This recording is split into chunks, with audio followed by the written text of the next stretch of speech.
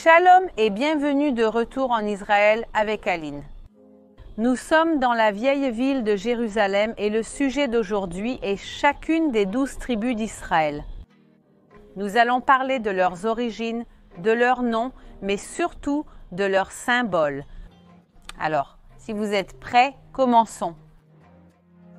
Allons-nous commencer par l'histoire de la famille qui a changé l'histoire de l'humanité? La famille d'Abraham, je vais aussi mettre leur généalogie ici, à côté de l'écran pour que vous puissiez suivre. Alors, le premier patriarche sera Abraham, puis son fils Isaac et son petit-fils Jacob. Et aujourd'hui, nous allons nous concentrer sur la généalogie et la famille de Jacob. Il aura 4 femmes, 2 épouses qui sont Rachel et Léa et 2 concubines qui sont Bila et Zilpa. Et au total, il aura 13 enfants, ou plutôt 12 fils et une fille aussi. Et de ces 12 fils vont émerger les 12 tribus d'Israël. Et maintenant, nous allons passer en revue chacune de ces tribus, en commençant par l'aîné Leuven.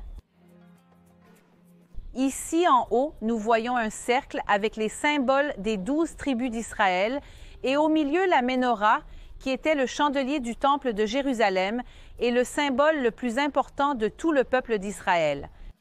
Plus important même que l'étoile de David.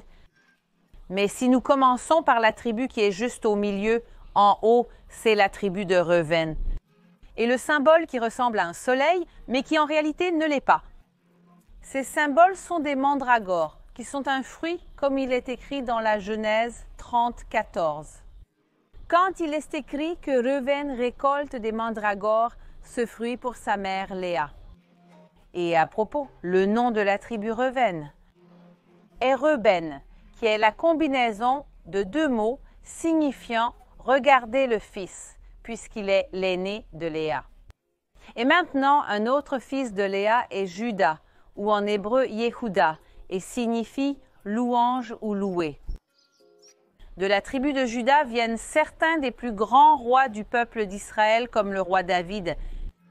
C'est pourquoi parfois la tribu est représentée par des symboles tels que la couronne ou la harpe du roi David.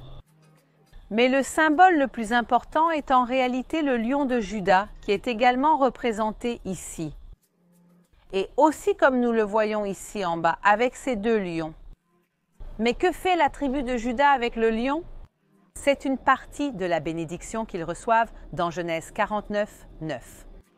Quand il sera béni comme un gurarier, comme un lionceau. Et c'est pourquoi le symbole de la tribu devient le lion et par conséquent, toute la ville de Jérusalem va également utiliser le symbole du lion. Puisque Jérusalem était dans le territoire de la tribu de Juda. Alors, allons maintenant ensemble voir le drapeau de Jérusalem. Et ici, côte à côte, le drapeau de Jérusalem avec le drapeau d'Israël. Le drapeau de Jérusalem a au milieu le lion de Juda et en haut écrit Jérusalem en hébreu, qui se prononce Yerushalayim. Et cette zone, jusqu'à aujourd'hui, porte le nom de la tribu de Juda. C'est pourquoi cette région s'appelle les montagnes de Judée. C'est pourquoi ici aussi se trouve le désert de Judée. Et plus que cela, le peuple d'Israël aujourd'hui a comme sa religion le judaïsme, qui vient aussi encore une fois du même nom, Juda. Un autre des fils de Léa s'appelle Shimon, ce qui signifie celui qui écoute. En français, nous prononçons généralement cela comme Siméon. Et le symbole de la tribu est la tour et les murs de la ville de Sichem. De nos jours, si vous cherchez cette ville sur une carte, elle apparaît comme Nablus. Mais ce n'est pas pour une très belle raison qu'il reçoit cette tour et ses murs, mais parce qu'il détruit la ville de Sichem. Des 12 fils de Jacob, chacun donnera naissance à l'une des tribus d'Israël. Et lorsque les tribus reviennent de l'esclavage en Égypte, passant 40 ans à errer dans le désert, elles peuvent entrer en terre d'Israël et la terre d'Israël sera divisée entre elles. Quel territoire sera donné à Siméon? Le territoire de Siméon sera à l'intérieur du territoire de la tribu de Juda.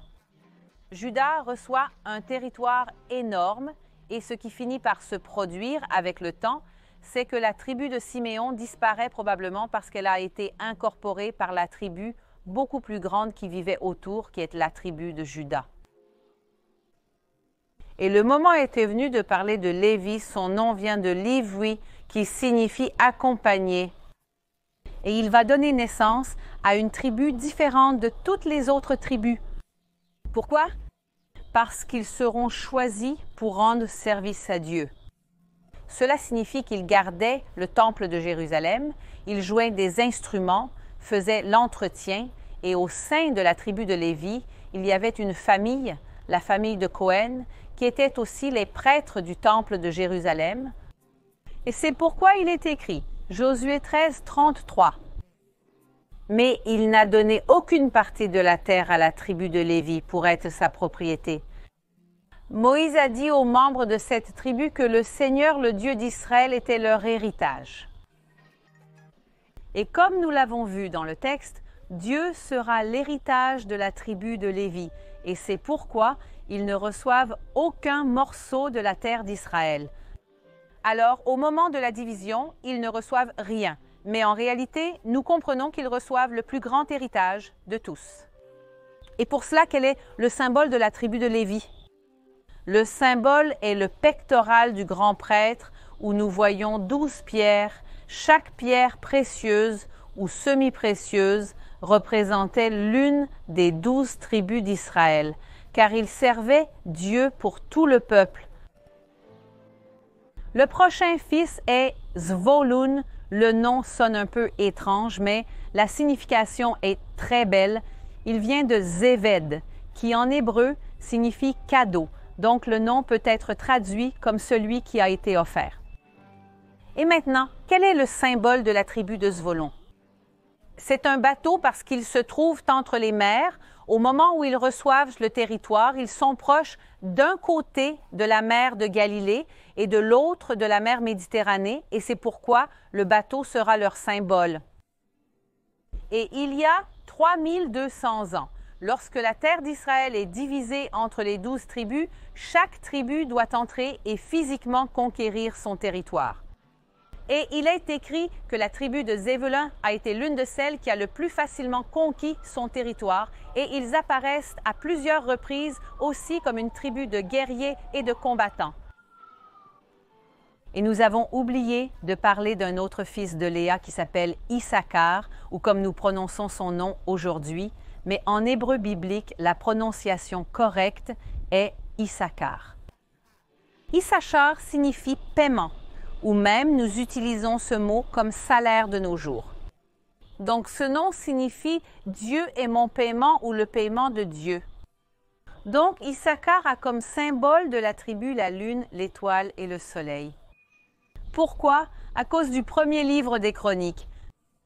Et les fils d'Issachar, 200 de leurs chefs, habiles dans la science des temps pour savoir ce qu'Israël devrait faire, et tous leurs frères suivaient leurs paroles.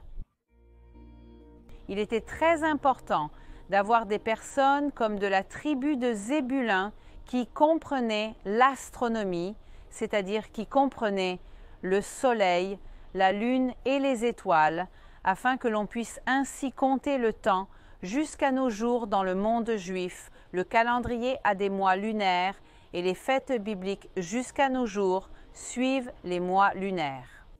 Et c'est pourquoi tout le peuple d'Israël dépendait du décompte du temps fait par ces spécialistes de la tribu de Zébulun.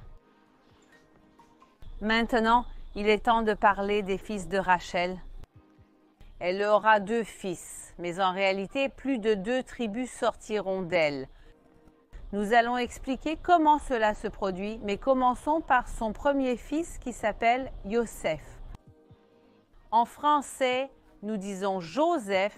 Yosef vient de Léosif, et le symbole de cette tribu sont des gerbes de blé, à la fois à cause des visions que Joseph a eues, mais aussi à cause du blé d'Égypte, puisque c'est le même Joseph d'Égypte. Mais ce qui se passe, c'est que la tribu de Joseph va se diviser en 2. Elle va se diviser entre ses 2 fils, entre Manassé et Éphraïm. Donc en réalité, nous avons ici une tribu qui se divise en deux. Alors, comment continuons-nous avec le nombre 12? Parce que lors de la division de la terre d'Israël entre les 12 tribus, 2 tribus, en réalité, ne vont pas recevoir de territoire. D'abord Joseph, parce qu'entre guillemets, il cesse d'exister parce qu'il se divise en deux. Et aussi, comme nous l'avons vu avant, la tribu de Lévi ne reçoit aucun territoire et c'est pourquoi nous maintenons le nombre 12. Et maintenant, l'autre fils de Rachel s'appelle Benjamin et il est le plus jeune de tous les frères. Benjamin, ou en hébreu Binyamin, signifie le fils de la droite et le symbole de la tribu est un loup. À cause de sa bénédiction de Genèse 49, 27, et dans la division des terres, il reçoit la ville de Jérusalem, la ville la plus importante de toutes, malgré le fait que le territoire soit très petit. Mais comment ai-je dit auparavant que la tribu de Juda a obtenu Jérusalem? Ce qui se passe, c'est qu'en théorie, ils ont reçu le territoire de Jérusalem et de la région. Le problème, c'est qu'en pratique, ils n'arrivent pas à conquérir la ville. Et donc, la ville reste aux mains des Jébuséens jusqu'à ce que David vienne et conquiert la ville. David est de la tribu de Juda et c'est pourquoi, en pratique, la ville de Jérusalem est restée aux mains de la tribu de Juda. Mais malgré le fait qu'ils aient l'un des plus petits territoires parmi les tribus, leur territoire continue de porter le nom jusqu'à nos jours. Donc, jusqu'à nos jours, nous avons la municipalité de Benjamin, ici tout près de Jérusalem. Parlons des 2 fils de Bila, l'une des concubines de Jacob. Le premier fils dont nous allons parler s'appelle Dan, qui signifie littéralement juge.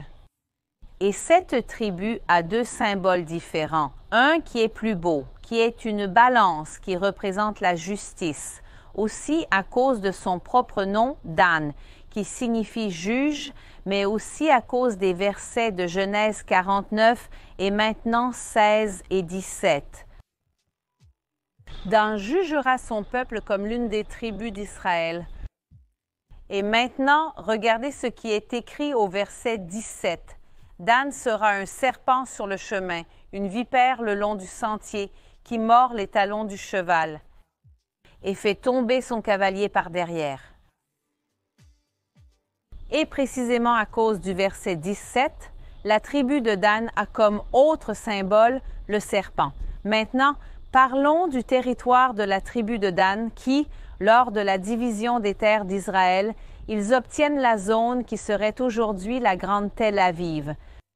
Mais en pratique, ils ne parviennent jamais à conquérir ce territoire, car ceux qui étaient là à l'époque étaient les Philistins.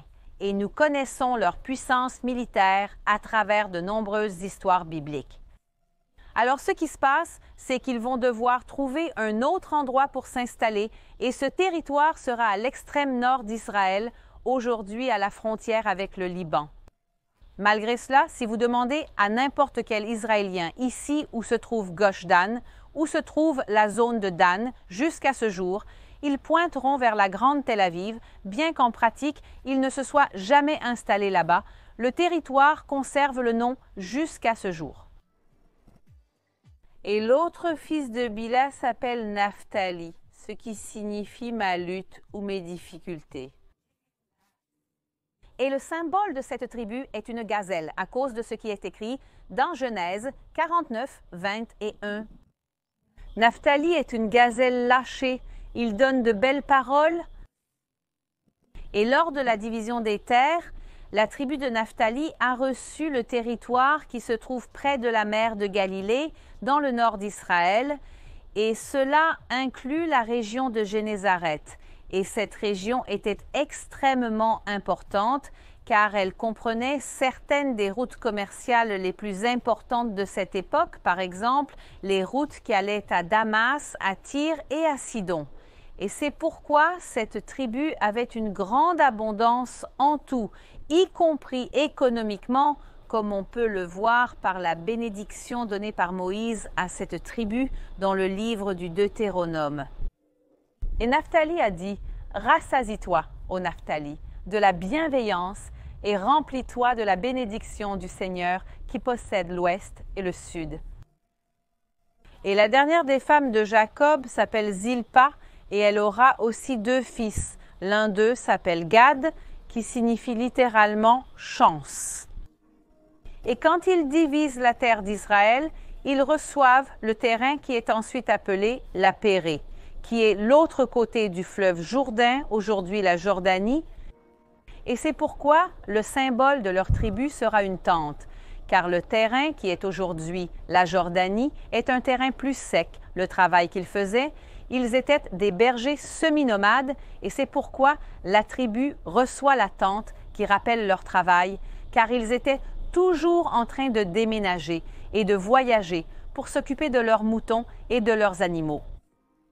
Et la dernière des 12 tribus est la tribu d'Asher, qui vient du mot hébreu Osher, qui signifie littéralement « bonheur ». Et quel est le symbole de la tribu? C'est un olivier, exactement comme celui sous lequel nous sommes maintenant. Parce que sa bénédiction dans le Deutéronome inclut de l'huile d'olive. Et à propos d'Asher, il a dit « Béni soit Asher parmi les enfants, qu'il soit agréable à ses frères et qu'il baigne son pied dans l'huile d'olive. » Et les bénédictions parlent aussi de sa nourriture et de son abondance. Le pain d'Asher sera gras et il offrira des délices royales. J'espère que vous avez apprécié d'en savoir un peu plus sur les tribus et le peuple d'Israël. Pour ceux qui sont intéressés à apprendre l'hébreu, tant moderne que biblique, je vais laisser des liens ici dans la description de la vidéo. Et depuis la tour de David à Jérusalem, je veux vous dire au revoir et vous inviter également à vous abonner à la chaîne pour plus de vidéos ici de la terre d'Israël. Un bisou et à la prochaine!